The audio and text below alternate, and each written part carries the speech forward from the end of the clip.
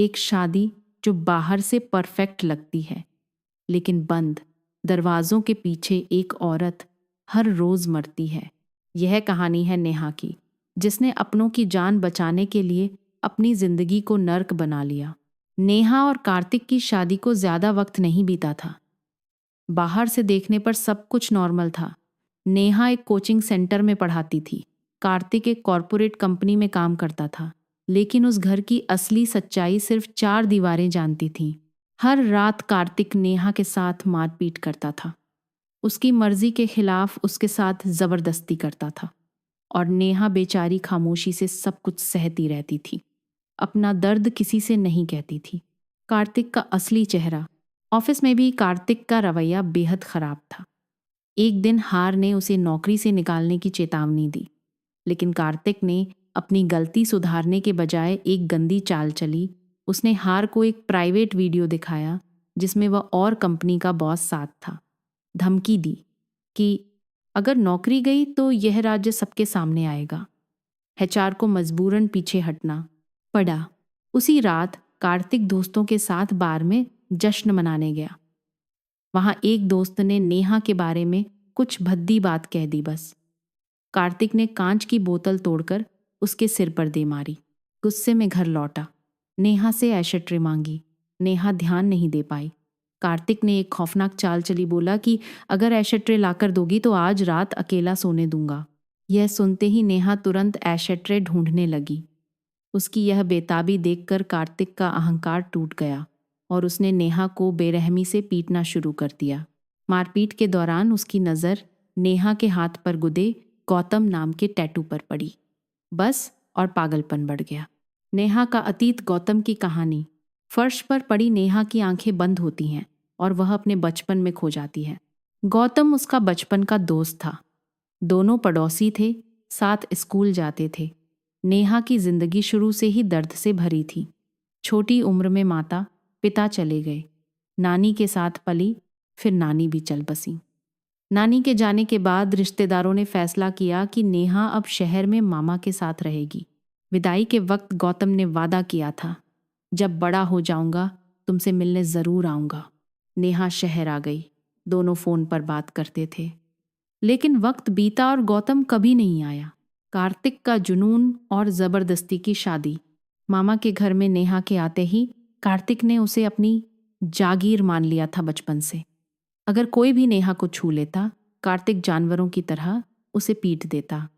नेहा एक अदृश्य कैद में जीने लगी।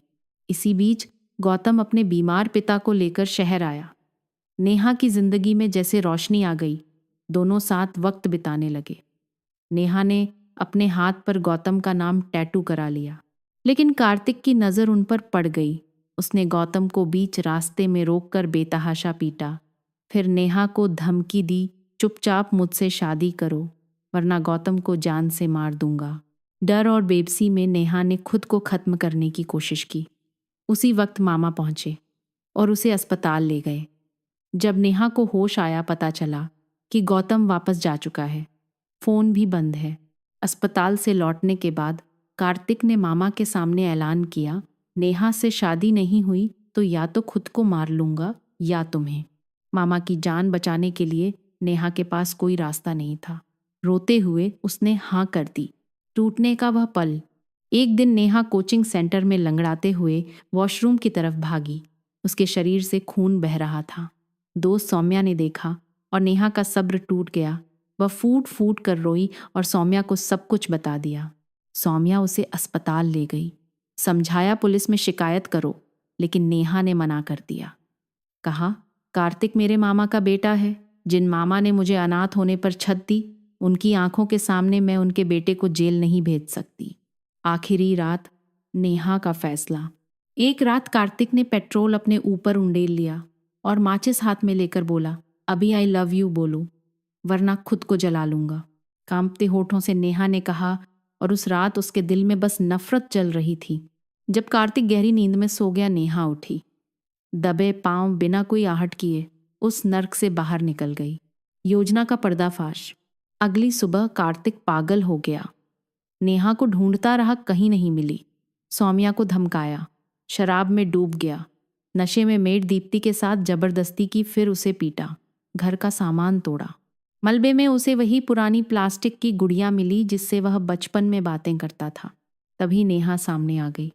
उसने साफ कहा, मुझे तुमसे कोई मतलब नहीं, मैं सिर्फ गौतम से प्यार करती हूँ। गौतम का नाम सुनते ही कार्तिक ने भारी कांच की बोतल नेहा के सिर पर दे मारी। नेहा गिरी और कार्तिक खुद भी बेहोश हो गया। पड़ोसियों ने पुलिस बुलाई। पुलिस जब अंदर आई, नेहा वहां थी ही नहीं। असली सच। 6 महीने बाद पागल खाने में ऑफिसर प्रियंका ने कार्तिक को सच बताया। नेहा जिंदा है, गौतम के साथ खुशी से जी रही है। प्रियंका, सौम्या और गौतम तीनों ने मिलकर यह पूरा प्लान बनाया था। नेहा को जानबूझकर वापस भेजा गया ताकि कार्तिक का पागलपन सबके सामने आए। नेहा के बेहोश होते ही प्रियंका ने उसे वहां से निकाला और कार्तिक को गिरफ्तार करा दिया। कोर्ट में नेहा ने सारे जुल्मों की दास्तान सुनाई। जज ने फैसला दिया, कार्तिक मानसिक रोगी है, जब तक ठीक न हो पागल खाने में रहेगा, और नेहा को तलाक दे दिया गया। नेहा ने अपनों की जान बचाने के लिए अपनी जिंदगी दांव पर लगा दी। अगर आप उसकी जगह होते, क्या आप भी यही करते या उसी वक्त कार्तिक का सामना करते? नीचे कमेंट में ज़रूर बताइए। और ऐसी ही मूवीज़ का एक्सप्लेनेशन देखने के लिए हमारे चैनल को अभी सब्सक्राइब करें, बेल आइकन भी दबाना मत भूलिए।